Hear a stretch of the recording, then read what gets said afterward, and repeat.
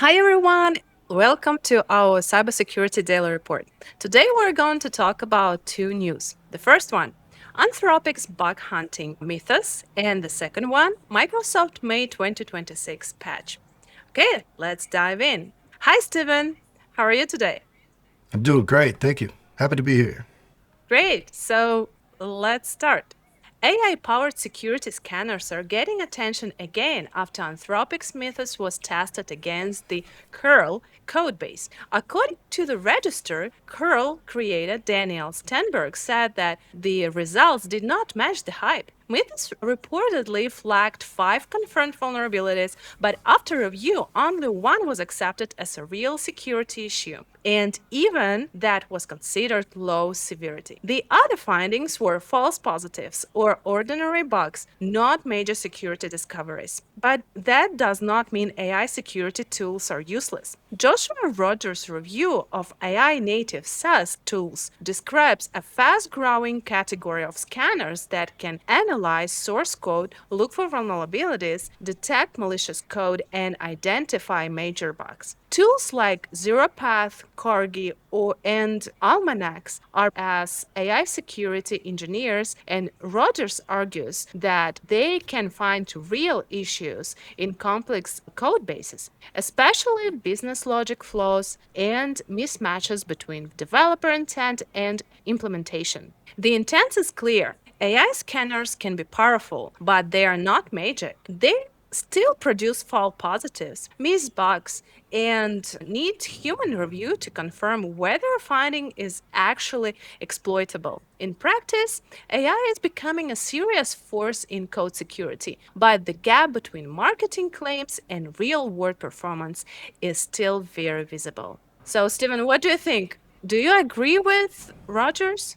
I do. With Stenberg, the maintainer of curl, his assessment of it not finding very much is interesting because it was hyped as the so groundbreaking of a AI model that it was just going to blow the whole world away, right? So that was overblown. That's not surprising that it happens. It's a marketing thing. So that's not too shocking to hear that one of these big companies would overhype their tool. But a good takeaway is that AI scanners are actually really good at finding vulnerabilities, though, right? So elsewhere, he says AI powered code analyzers are significantly better at finding security flaws and mistakes in source code than any traditional code analyzers did in the past, he said, right? So a takeaway here is that not that AI can't find vulnerabilities very well. It can. It's just that this model isn't that much dramatically better than other ones in the past, right? And I think it's important to note, and the biggest takeaway for me is after studying the Joshua Rogers research into these scanners, how much I learned from that. So I recommend all of our listeners to go take a look at his blog article, which we'll link to,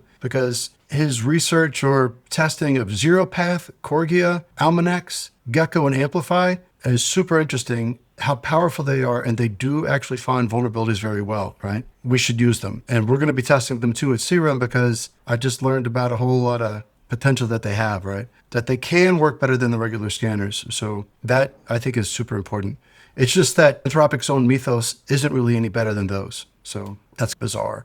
It was also interesting to me too that when I was reading through Rogers' research, how hard it was for him to find these, right? There's so much fluff out there with that marketing around Yeah. AI. These better scanners, these AI powered scanners, aren't as well known. So we'll be sharing this with our teams, and I think everyone else should take a look at them too. Those are my takeaways. Take a look at Joshua's research. It's pretty good. He has found already many critical vulnerabilities in open source projects that have been submitted, validated, and repaired. It's super interesting. Yeah, interesting. Thank you very much for your takeaway. So please read Rogers' report. It's very interesting. Let's talk about the next news about Microsoft. Microsoft's May 2026 patch Tuesday is out, and this month's update fixes 120 security flaws across Windows, Office, SharePoint, DNS Client, Visual Studio Code, Dynamics 365, Copilot, and other Microsoft products. According to Bleeping Computer, this is the article that we use as a source, Microsoft did not disclose any zero vulnerabilities in this release, meaning none of the patch flaws were publicly known or actively exploited at the time of this disclosure. This update includes 17 critical vulnerabilities, with most of them involving remote code execution. The largest category overall is elevation of privilege, with 61 vulnerabilities, followed by 31 remote code execution flaws, 14 information disclosure issues, 13 spoofing bugs,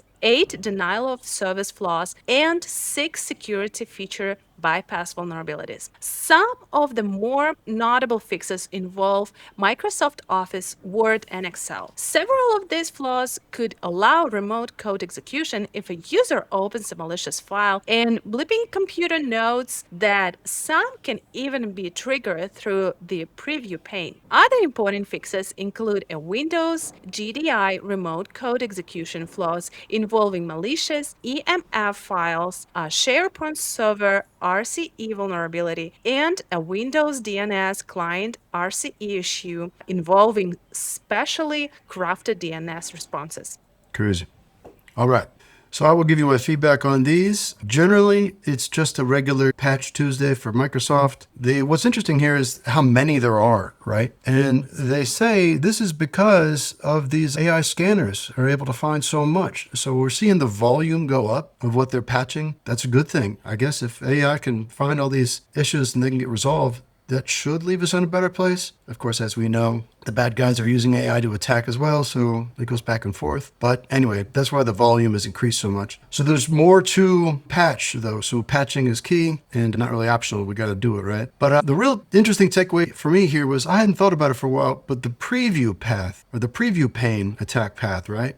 I had forgotten about this because every time we do systems hardening, we always disable those, which is the takeaway here, that you should disable preview panes, right? It gives users the false feeling that they can look at a document in a harm-free way, right? They're not, quote, really opening it, and it's just read-only, and it's to glance at it, right, in the preview pane. But it is actually opening it, an attack vector that is quite serious here. So even though it only feels like you're not opening it really, you actually are. So the preview pane, disable those, and especially in all the apps that have it, and especially for the kind of documents that are likely to be seen that way and that are high risk, like Word documents and so on. So an important takeaway for me is to lock down these preview panes, which are a lot of these vulnerabilities found here. Super interesting. That's my takeaway on that one. That's very interesting. So if you haven't updated your Windows, it's time to do. Thank you very much, Steven, for your takeaways. Thank you for your time. Thank you guys for watching, and see you tomorrow. Bye. See you. Thank you.